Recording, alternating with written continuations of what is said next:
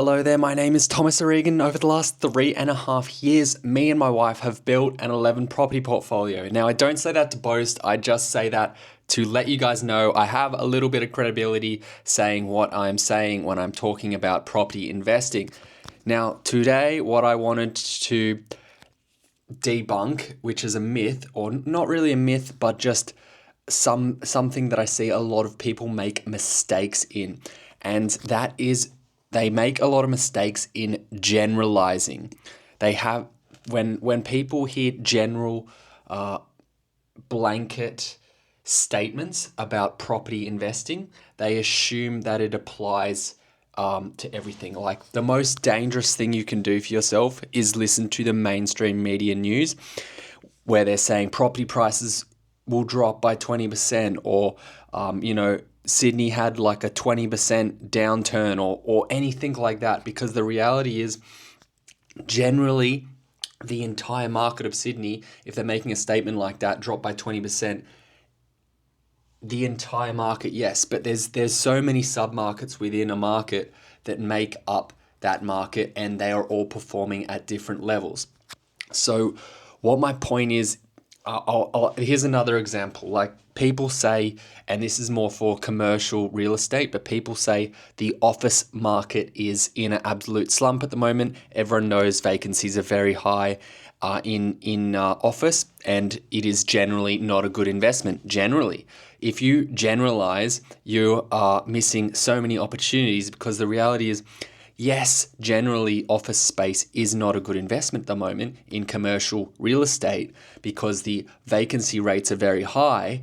But for example, let's just say, for example, a bad investment would be buying a vacant, as in a property that does not have a tenant in it, office space. That would be a bad investment. Whereas it could be a very good investment to buy an office space which has a tenant in it for the next 10 years when they have already signed up a lease for the next 10 years. Because I guarantee you, whatever slump that we're having in the property, in the office space right now, will not last forever. Everyone thinks it will last forever. Everyone thought COVID will last forever. Everyone thought the dot-com bubble will last forever. Everyone thought the Great Depression would last forever. Nothing lasts forever. Slumps, markets go up and markets go down. And if you get a tenant that has a 10-year lease, whether it's in a bad market or not, that is a safe bet. And the thing about it is, the fact that so many people are hesitant and scared to invest in office space means generally you can get a lower price on that asset, even though it's still a very secure and safe investment.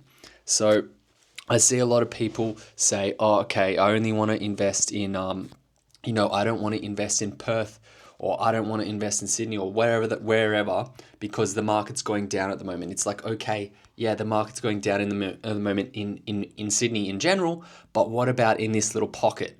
This little pocket is operating differently. It's a sub-market in a market. So my point with this video today is just, whenever you hear a general comment about property, it doesn't mean when you get presented with deals that are within that general description, it doesn't mean you shouldn't investigate them. It means just investigate them, do the numbers, and if the numbers work, it's a good deal. Just know the